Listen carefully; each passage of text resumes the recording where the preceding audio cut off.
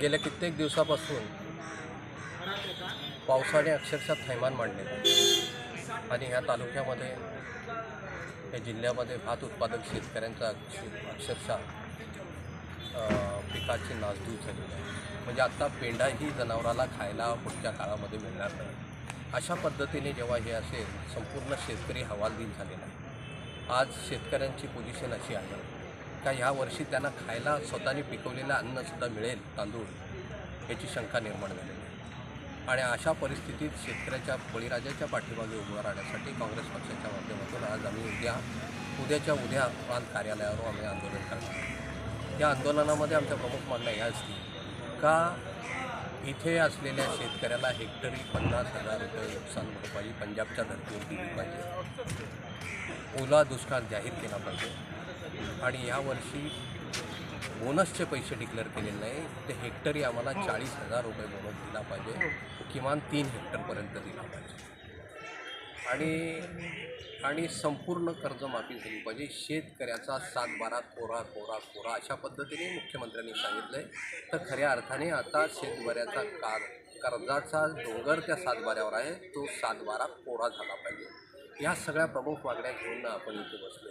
कित्येक दिवसापासून इथे टॉवर लाईनसाठी शेवडाच्या संदर्भात इथे जवळजवळ आजचा 23वा दिवस आहे. शेतकरी खांड मांडून इथे बसलेला आहे. त्यांच्याकडे सरकारला लक्ष द्यायला वेळ नाही आणि अशा पद्धतीने शेतकरी दारात बसल्यानंतर उद्ध्वस्त झाला आहे. त्याचे शेती संपूर्ण गेलेल, त्याला त्याच्या पिकाचा, त्याला त्याच्या जमिनीचा, त्याच्या जमिनी तारांचे जे जातं त्याचा योग्य मोबदला एक भाव अशा पद्धतीने त्यांनी सांगितलं आहे. तर अशा पद्धतीने फसवणूक करणे. यावर्षी शेतकऱ्याचे विम्याचे पैसे भरून घेतले भात पिकाचे. ते विम्याच्या पैशांचा तुम्ही जर बघितलं तर आणेवारीप्रमाणे तुम्हाला विम्याचे पैसे दिले जातील. परंतु आणेवारी बघितलं तर विम्याचे निकष बदलले पाहिजेत आणि 100% शेतकऱ्यांना विम्याचे पैसे, त्यांच्या हक्काचे पैसे आहेत ते ढापण्याचं काम हे सरकार करत आहे.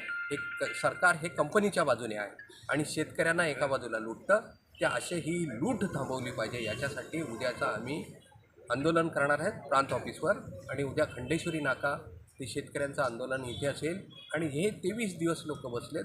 ह्यांच्यासाठी तुम्ही उपाययोजना केली पाहिजे आणि त्यांच्या हक्काचे पैसे आहेत, ज्या तारा जातात ते ताराच्या खालचे 100% पैसे मिळाले पाहिजेत. त्यांना जे आता तुम्ही सांगा का 100 रुपये 150 रुपये स्क्वेअर मीटर अशा पद्धतीने भाव दिला जातो. परंतु हा भाव ज्याची कायमची जागा जाणार आहे आणि अशा जाचं काठी लावून त्यांना जे लुटण्याचं काम करतं आहे. आज शेतकऱ्याला फसवलं जातं आहे. इथल्या जागेचा भाव असेल, इथल्या पिकाचा भाव असेल, त्याचा ठरवण्याचा अधिकार जर कलेक्टरला आहे तर कलेक्टर ह्याच्यात का हे करत नाही. आम्ही केंद्राकडे जाऊ, आम्ही राज्य सरकारला विचारू. हा बोगसगिरी चालू आहे.